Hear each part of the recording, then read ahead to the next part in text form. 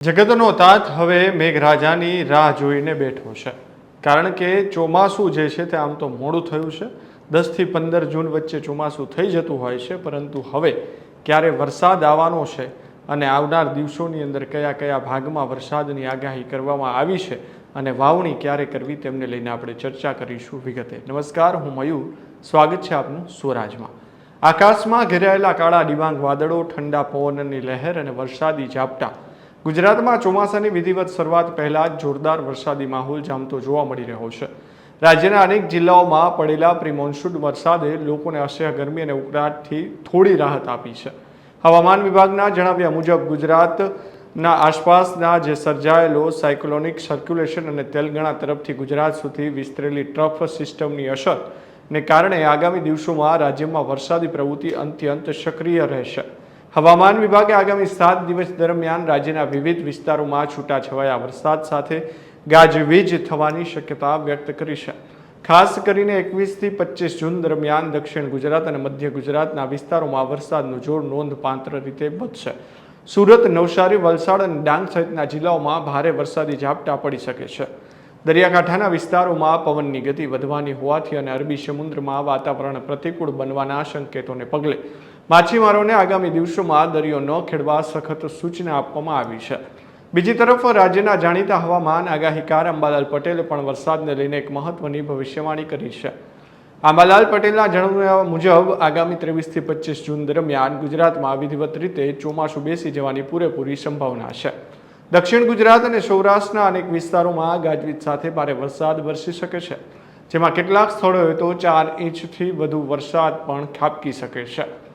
ખેડૂતો જેની આતુરતાથી રાહ જોઈ રહ્યા છે તે વાવણી લાયક વરસાદ અંગે પણ અંબાલાલ પટેલે સારા સમાચાર આપ્યા છે. તેમના મતે 28 જૂન બાદ ઉત્તર અને મધ્યમ ગુજરાતમાં ધમાકેદાર વાવણી લાયક વરસાદ શરૂ થવાનો છે. પાટણ, સમી, હારીજ, મહેસાણા, સાબરકાંઠા, અરવલ્લી, ગાંધીનગર, પંચમહાલ, મહીસાગર, વડોદરા અને અમદાવાદ સહિતના વિસ્તારોમાં સારો વરસાદ થવાની સંભાવના છે. જો આગાહી સાચી ઠરશે તો જુલાઈના પ્રથમ સપ્તાહ બાદ રાજ્યના અનેક નદી નાળા છલકાઈ જશે. હવામાનની વર્તમાન સ્થિતિને જોતા મુંબઈ સહિત દક્ષિણ ગુજરાતના અનેક વિસ્તારોમાં ભારે વરસાદની શક્યતા વ્યક્ત કરવામાં આવી છે.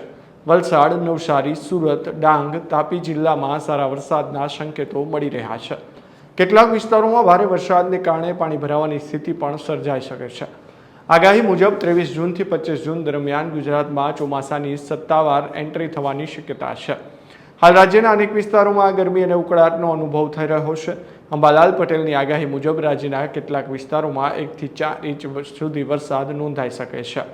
ગાજવીજ અને પવન સાથે વરસાદ પડવાની સંભાવના હોવાથી ખેડૂતો અને નાગરિકોને સાવચેત રહેવાની સલાહ આપવામાં આવી છે. સૌરાષ્ટ્રના અનેક જિલ્લાઓમાં પણ વરસાદી માહોલ જામે તેવી શક્યતા છે.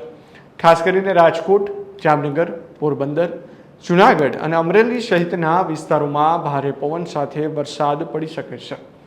દરિયાકાંઠાના વિસ્તારોમાં પવનની ગતિમાં પણ વધારો થવાની શક્યતા વ્યક્ત કરવામાં આવી છે. અંબાલાલ પટેલે વધુમાં જણાવ્યું છે કે બંગાળમાંથી આવતો ભેજ 28 જૂન બાદ ગુજરાતના અન્ય વિસ્તારોમાં પણ વરસાદી સિસ્ટમને મજબૂત બનાવશે, જેના કારણે રાજ્યના મધ્યમ અને ગુજરાતના ઉત્તર ગુજરાતના વિસ્તારોમાં પણ વરસાદની પ્રવૃત્તિમાં વધારો થઈ શકે છે. આગામી દિવસોમાં પંચમહાલ, મહીસાગર, વડોદરા, અમદાવાદ, ગાંધીનગર સહિત વિસ્તારોમાં ગાજવીજ સાથે વરસાદ પડી શકે છે. આ ઉપરાંત અરવલ્લી, ખેડા અને આણંદ જિલ્લામાં પણ વરસાદી ઝાપટા પડવાની શક્યતા વ્યક્ત કરવામાં આવી છે. ત્યારે આવા જ વરસાદી અપડેટ્સ માટે સ્વરાજને સબસ્ક્રાઇબ કરવાનું ભૂલશો નહીં. ધન્યવાદ.